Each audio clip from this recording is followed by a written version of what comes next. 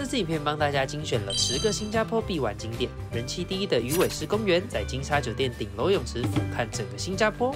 一晚3万元的金沙酒店到底值不值得住？超壮观的天空树，仿佛1秒飞到世界各地的3大历史保留区。想知道第一次到新加坡怎么吃、怎么玩？交通应该要怎么搭？整趟旅程要花多少钱？一定要看到最后哦！嗨，大家好，我是李欧。上一次我们来新加坡快闪跨年，去了圣淘沙跟一些热门景点，但很可惜在下雨，有些地方没去到。所以今天我又来新加坡快闪3天3夜，要来精选10个新加坡必玩景点给你们大家。我们这次一样用了3分钟的自动通关，快速入境。那还不会的，赶快看我上次拍的入境攻略。赶快跟我一起看看新加坡有什么好玩的吧 ！Let's go！ 新加坡是全球最国际化的国家之一，只有2.6个台北市大，不只接纳各种民族与宗教，建筑与市容也非常多元，是具有多元种族文化的国家。第一个新加坡的必玩景点就是鱼尾狮公园。鱼尾狮公园有8公尺高的白色鱼尾狮雕像，那它也是新加坡最热门的打卡景点。来到新加坡一定要来鱼尾狮公园跟鱼尾狮合照。也有很多人会搞怪，尝试漱口、洗头等等花式拍法哦。大家知道鱼尾狮的由来吗？传说中有一个王子在登陆新加坡的时候，看到一头神奇的野兽，就问随从那是什么，然后随从告诉他那是一头狮子，所以王子就把它取名为新加坡拉。新加在梵文代表狮子的意思，坡拉只是代表城，合起来就是狮子城，所以就有了鱼尾狮狮头的设计。那为什么会有鱼尾呢？就是因为代表新加坡过去曾是一个渔港，在鱼尾狮公园的对面就是举世闻名的金沙酒店。它下方这个很像波浪状的东西，就是他们的赌场跟 shopping mall， 旁边很像一朵花的就是艺术科学博物馆，全部看起来都是非常的漂亮，很特殊的建筑物。要怎么前往鱼尾狮公园呢？只要搭地铁到来福士方或者是政府大厦，走10到15分钟就可以抵达喽。第二个新加坡的必玩景点，金沙酒店。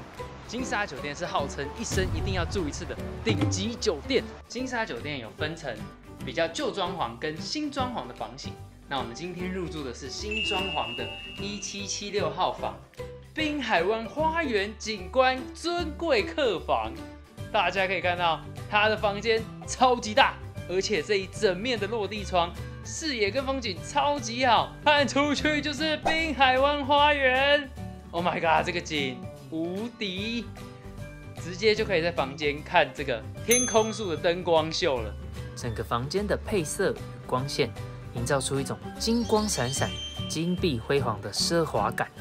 房间还有特制的 mini bar、75寸的 Samsung 大电视，甚至移动酒柜让你自己调酒。也有 Dyson 吹风机、蓝牙音响，结合无线充电盘与电动窗帘等现代科技，非常人性化，而且很舒适。这个浴室超大，打开的话，智慧马桶直接弹出来。免治马桶，然后淋浴间还有一个很大的坐台，可以让你坐着，超级气派，直接给你2个台子，早上刷牙的时候都不用担心互抢。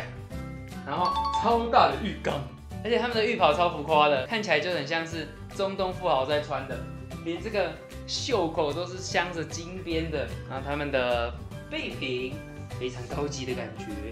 而且金沙的备品都是使用竹制的，更加环保哦。偷偷跟大家说，其实这一间新装潢的房型大概要3万左右，然后市井房的更贵，要3万出。但其实我有认识的旅行社朋友，把它代订的话，只要2万块而已，直接现省1万块，超划算。如果有需要的朋友，可以在 FB 或者我的 IG 私讯我，大家记得在下面YT 先留言一下，避免陌生讯息我没有收到。那详细的入住体验跟开箱，我会另外拍一集金沙酒店的开箱影片。要前往滨海湾金沙酒店，只要搭地铁到海湾坊站，再从 B 号出口走出来，就可以到 check-in 大厅咯。如果不小心跟着 Google Map 走到对面的 Shopping Mall， 也可以从地下连接通道走到金沙酒店哦。下一个新加坡的必玩景点是金沙酒店顶楼的无边际游泳池。这个无边际泳池超级大，是号称世界上最大的高空无边际泳池，而且它能看到整个新加坡，俯瞰市景，超级漂亮。来入住金沙，一定要上来看看这边超美的风景。如果你没有入住金沙酒店，没办法上无边际泳池也没关系哦，因为我们可以另外买票到57楼的空中花园观景台，这边是所有游客都可以买票上来的，一样可以看到美丽的新加坡市景。哇！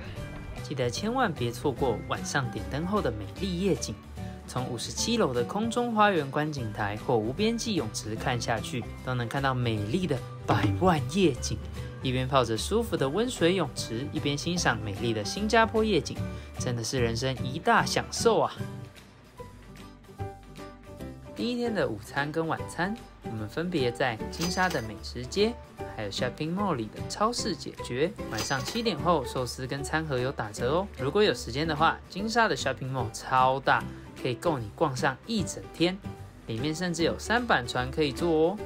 下一个新加坡的必玩景点是滨海湾花园。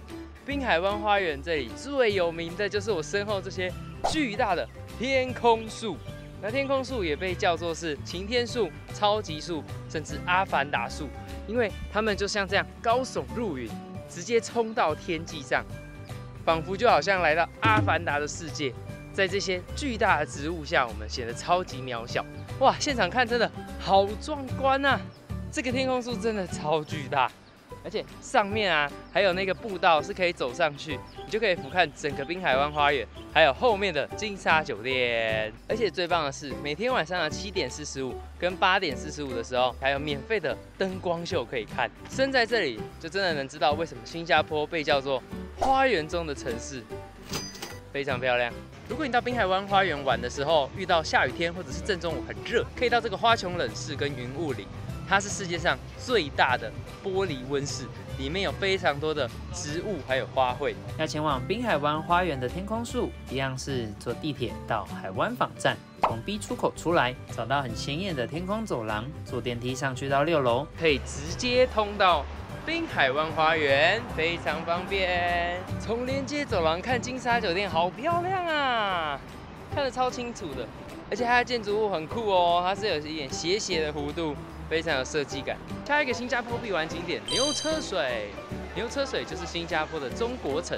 那早期因为这一边的生活环境不太好，所以很多人都要拉着牛车去运水，久而久之就被叫做牛车水啦。那我们只要从牛车水地铁站的 A 出口走出来，就是牛车水这里最热闹的宝塔街。宝塔街的两侧就是缤纷的店屋，很有中国风。两侧也有许多店家，可以买到很多土产啊，或者是纪念品。我是买这个鱼尾狮的磁铁，然后还买了一张明信片。那这边的明信片很酷哦，可以直接在这边盖印章，然后跟柜台也可以买邮票，直接投进它旁边这里有一个邮筒，你就不用再找邮局了，超方便的。牛车水附近还可以看到新加坡最古老的印度教寺庙马里安曼新都庙，以及佛教庙宇佛牙寺龙华院。如果想要吃美食，可以到牛车水的美食街史密斯街。我们要来吃冰，因为太热了。我们在牛车水这一边的一条小路，这间 Only Creamy 里面的室内空间非常大，而且很明亮缤纷。我们今天点的是他们第1名跟第2名的人气冰淇淋，开心果跟焙茶麻糬。这意式冰淇淋的口感很赞，它不像有的意式冰淇淋啊，吃起来很像那种剉冰沙沙的感觉，它整个是很绵密的感觉。这应该是我吃过最好吃的开心果口味冰淇淋。这个焙茶麻糬超酷的，里面有真的麻糬耶。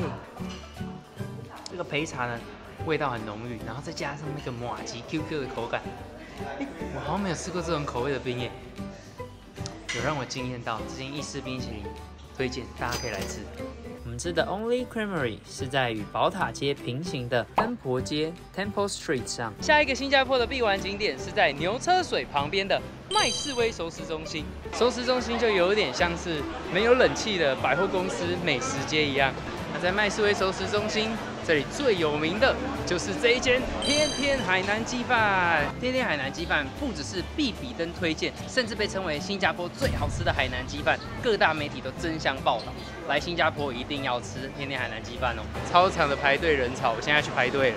来天天海南鸡饭就是要吃他们的鸡饭。今天我们点的2个盅的鸡饭就是海南鸡，然后再点一个小的油菜。我们坐在外面这里比较通风，比较凉。先来吃吃看传说中的海南鸡。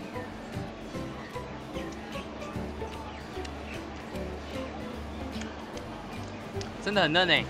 我最讨厌吃的就是又干又柴的鸡饭，但这个鸡超级 juicy， 鲜嫩多汁，吃起来很顺口，一口接一口。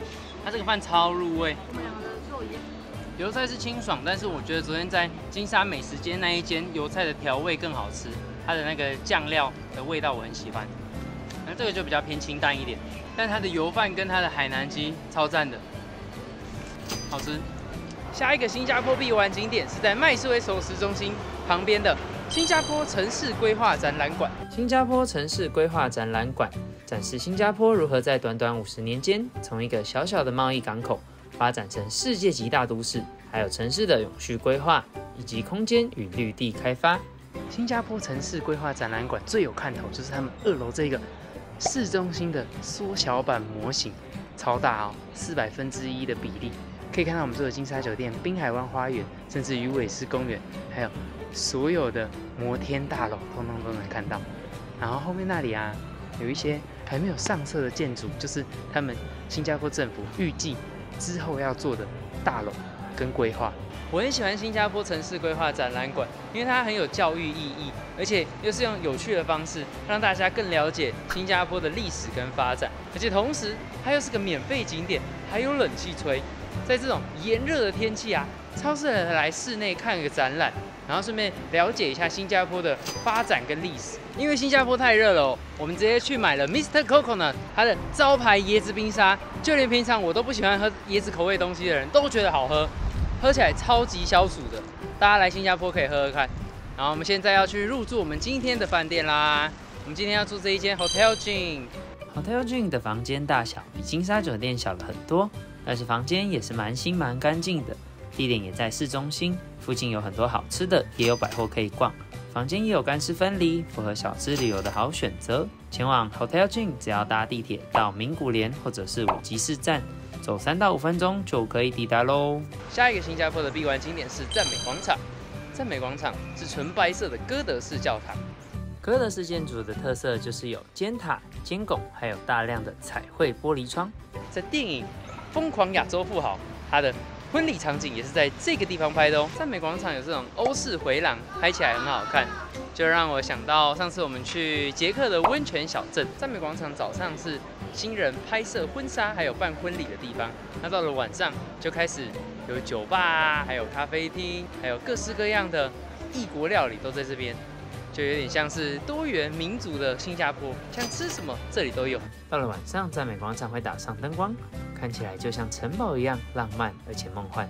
要前往赞美广场，只要搭捷运到 City Hall 或者 Bras Basah， 走过来不用5分钟哦。从我们住的 Hotel Jin 走过来大概也只要10分钟，非常方便。下一个新加坡的必玩景点苏丹回教堂。这个苏丹回教堂是新加坡最大也是最古老的回教堂。它的外观有非常漂亮的金色大穹顶，然后还有一些小小的尖塔，看起来就好像来到迪士尼阿拉丁的阿格拉巴他们的城堡一样，超级漂亮。苏丹回教堂是建于英国统治时期的西元1824年，然后在1975年的时候被纳入新加坡的国家古迹，里面可以容纳大概5000人。游客是可以免费进入参观的，但是不能穿短裤或短裙。但你只要穿上他们提供的那个长袍，那就可以直接进去里面参观喽。苏丹回教堂可以免费进入，但要注意开放时间。在苏丹回教堂的附近有阿拉伯街，还有哈芝巷等等阿拉伯的商店，还有美食餐厅。这一整区就是阿拉伯区。它看起来就是跟一般的新加坡市景是很有不一样的风景，这也是新加坡最迷人的地方。各个地方、各个区域都有各自的不同的风貌，完美展现了新加坡多元民族融合的社会。今天我们的午餐就是在苏丹回教堂附近的椰子俱乐部 The Coconut Club。这一间椰子俱乐部主打的是新马美食椰浆饭，那它的名气很大哦，不只是米其林必比登推荐。而且就连新加坡总理李显龙都曾经在这一间餐厅宴请过菲律宾总统。椰子俱乐部的用餐环境很精致，装潢很有南洋风格。1楼是不能定位的开放式空间，2楼用餐环境更舒适，但要提前定位。今天的菜上来啦，这个是他们招牌的炸鸡腿椰浆饭，然后还点了一个鸡肉沙爹、椰子奶昔，还有一个新鲜的椰子。再来吃吃看小鱼干花生，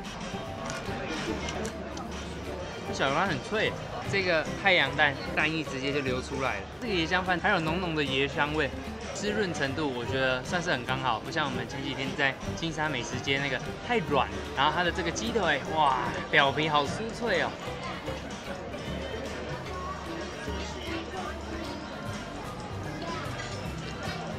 这个鸡腿超好吃的，外脆内软，超级 juicy。我也来吃一根沙爹，它表皮烤的那个脆度是很够的，吃起来咔嚓咔嚓，好吃。它鸡肉处理的都很不错，吃起来完全不干柴，不管是鸡肉串或者是它的烤鸡腿都很 juicy。整颗椰子剖开的椰子水，口感是很鲜甜，然后很解腻，但是9块一颗，稍微有点贵。椰子冰沙好喝，跟我们那天喝的那个椰子先生有点像，它的味道就再更浓郁一点，而且它的口感比较绵密。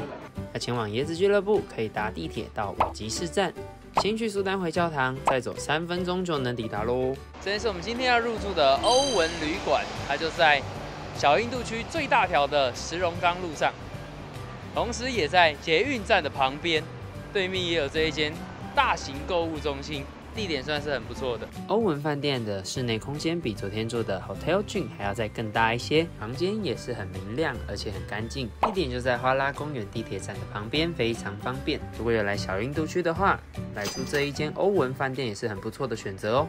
下一个新加坡的必玩景点是小印度区。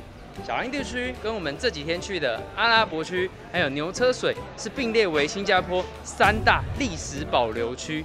非常有意义哦。从小印度地铁站走出来，就会先看到这个主角中心。那主角中心就是有点类似熟食中心一样，很多便宜的在地的印度小吃都会在那边出现。主角中心往前走一点，就可以到小印度艺术区。小印度艺术区有超多这种色彩缤纷的建筑。像我身后这一个就是这里最有名的陈东林故居，它还曾经获得新加坡建筑师协会奖。最后可以到小印度区最热闹的石龙岗路，两旁有许多商店与金饰店，因为印度人在重要仪式都会用到大量金饰来彰显身份与地位，可以来这边感受一下印度文化哦。以上就是这次的10个新加坡必玩景点。因为时间比较赶的关系，不然我也很想要把上次去的河川生态园拍进去，那个动物园也是很不错。我一样把这一次的旅游景点优惠票券还有订房优惠链接放在下方的资讯栏跟留言处，有需要的人可以自己取用。还没有看过上一次我拍的新加坡10个必玩景点，记得要看这个链接哦。那我们下次再见喽，拜拜。